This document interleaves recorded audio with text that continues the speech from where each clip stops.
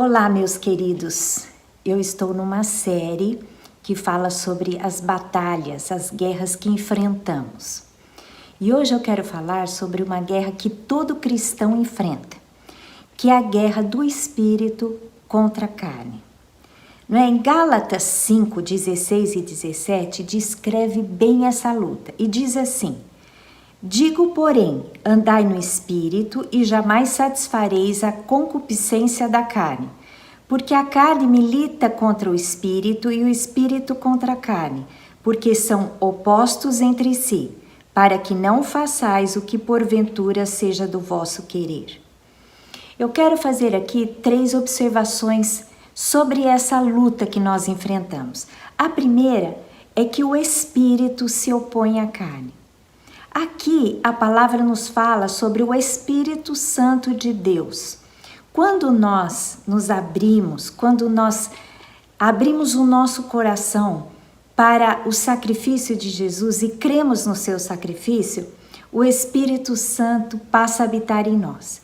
Então aqui é a guerra do Espírito Santo que habita em nós contra a nossa carne, o nosso físico que é pecaminoso. A nossa carne é pecaminosa, o nosso físico, a matéria é pecaminosa. Por quê? A palavra nos explica claramente que quando Adão e Eva caíram, depois todos os seus descendentes vieram com essa natureza decaída. Então a nossa carne, a nossa tendência é para o mal. Mas quando nós encontramos a Jesus e Jesus restaura a nossa vida, primeiro o Espírito, que é vivificado através da presença do Espírito que passa a habitar no nosso espírito, a gente então enfrenta uma guerra, porque o Espírito Santo que habita no nosso espírito se opõe à nossa carne. O Espírito Santo é santo, ele é justo, ele é reto, Ele é o próprio Deus nos nossos corações, é Jesus habitando em nós. Então ele é perfeito. Agora a nossa carne tem uma inclinação para o mal. Então existe essa luta. Agora nós temos que, diante dessa luta, fazer uma escolha.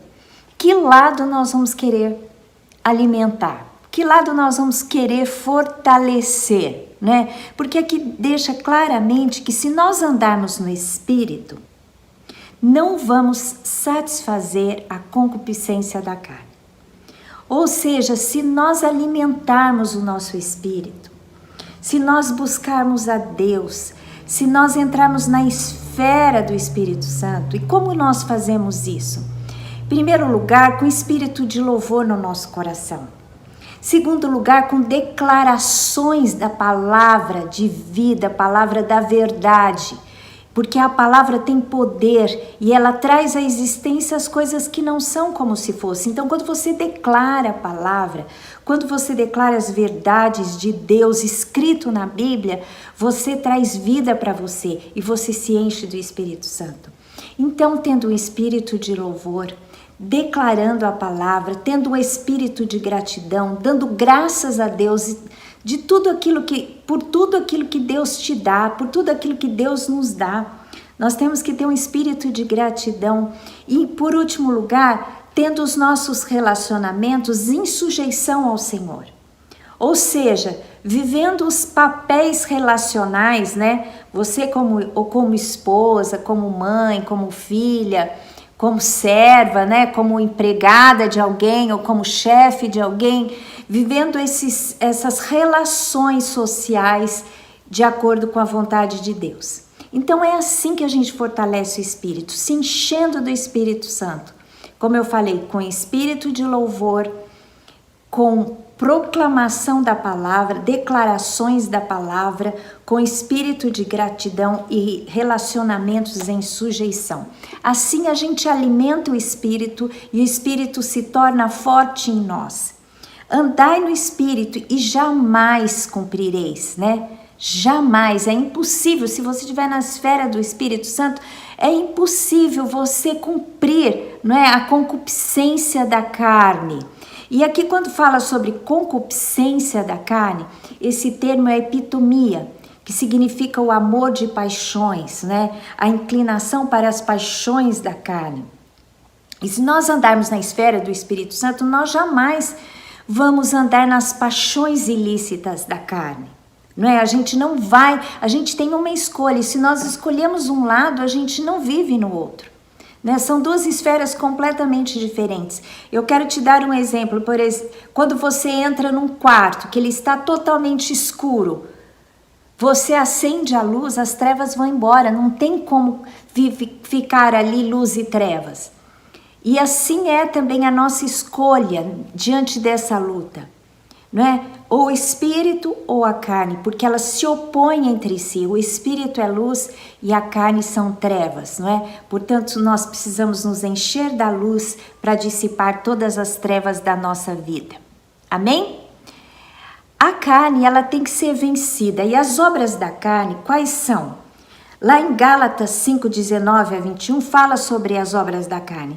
Ora, as obras da carne são conhecidas e são prostituição, impureza e lascívia. Essas três obras da carne estão ligadas a relacionamento sexual: prostituição, impureza e lascívia. Depois fala sobre idolatria e feitiçarias. São duas obras que estão ligadas à adoração. Depois tem inimizades, porfias, ciúmes, iras, discórdias, dissensões, facções, invejas, todos relacionados a relacionamentos com o seu próximo. Bebedices e glutonaria, fala de domínio próprio, não se exceder na bebida nem na comida.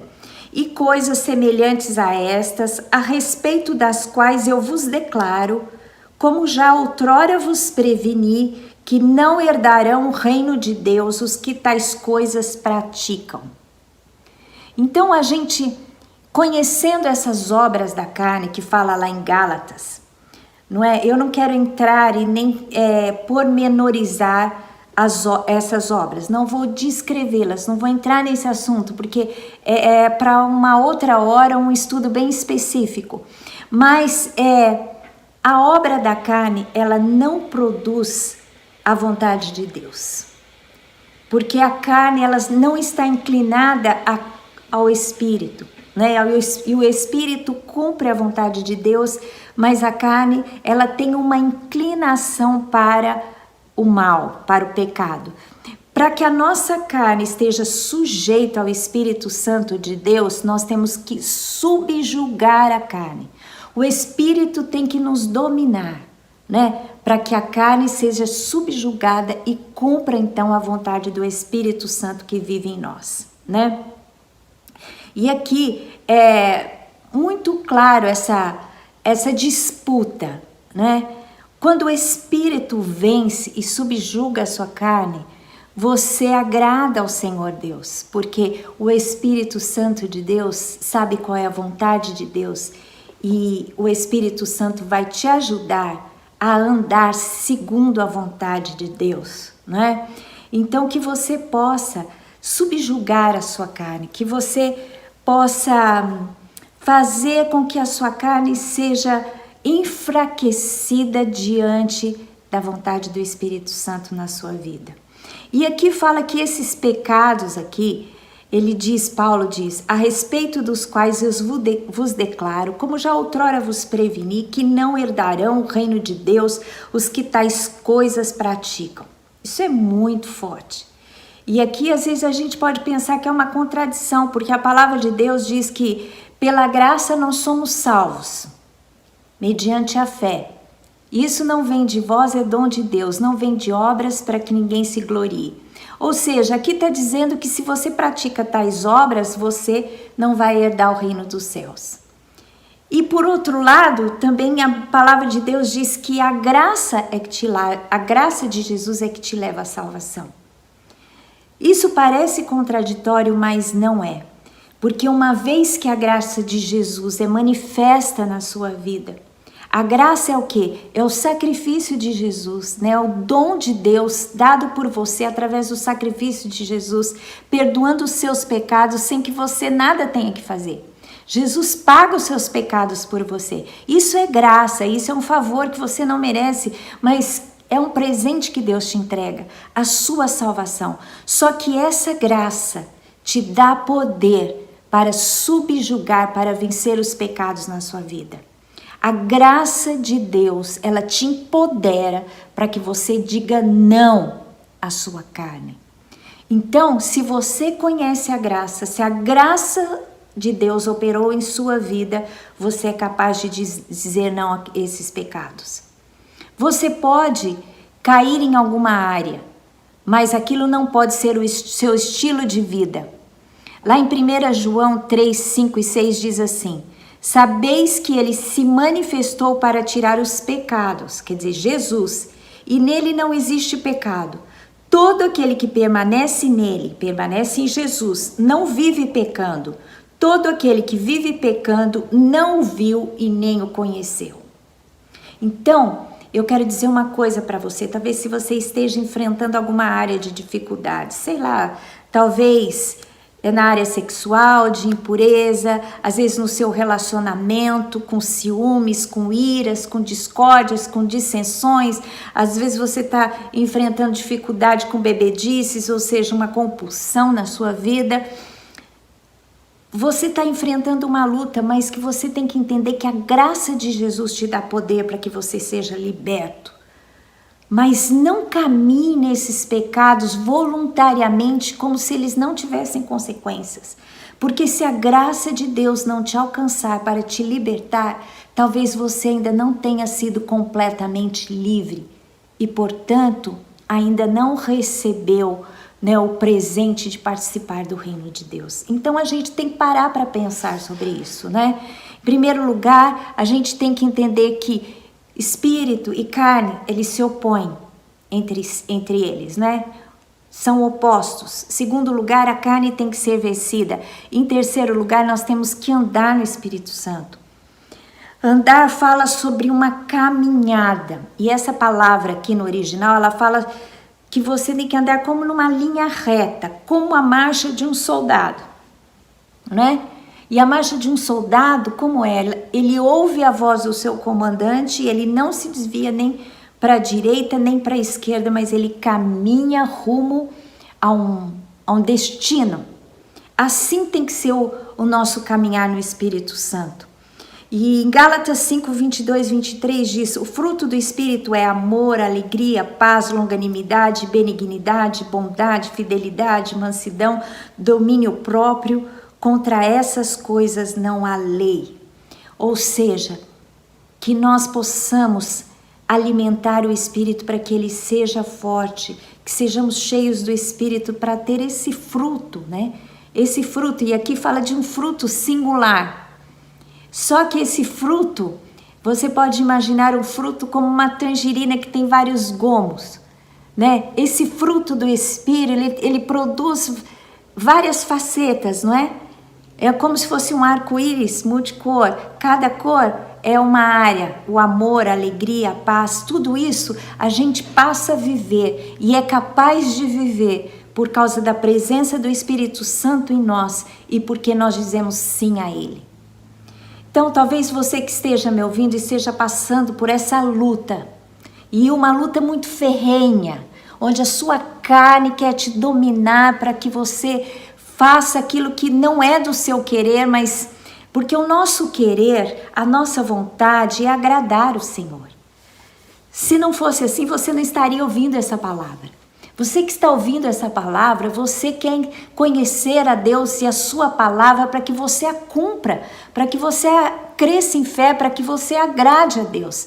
Esse é o seu querer, mas tem uma força que é a sua natureza carnal, que às vezes se opõe para que você cumpra essa vontade. Mas saiba que tem uma força muito mais poderosa que a sua carne, mais poderosa do que aquele que está no mundo, que é o tentador, que vem para fazer com que você diga sim à carne e não ao espírito. Tem uma força que é poderosa em você, que vai ser capaz de te dar a vitória. Mas tem que se ter um posicionamento seu. Como diz aqui no texto que eu iniciei essa palavra, andai no Espírito. E eu quero terminar, não é, com esse item que é sobre andar no Espírito. Isso é um imperativo, essa é uma ordem, esse é um desafio que eu e você recebemos de Deus. Vamos andar no seu Espírito para que o agrademos, para que tenhamos uma vida plena e próspera. Que Deus te abençoe, que o Senhor te encha com a presença poderosa do seu Espírito, para que nessa luta o Espírito vença a carne. Que Deus te abençoe.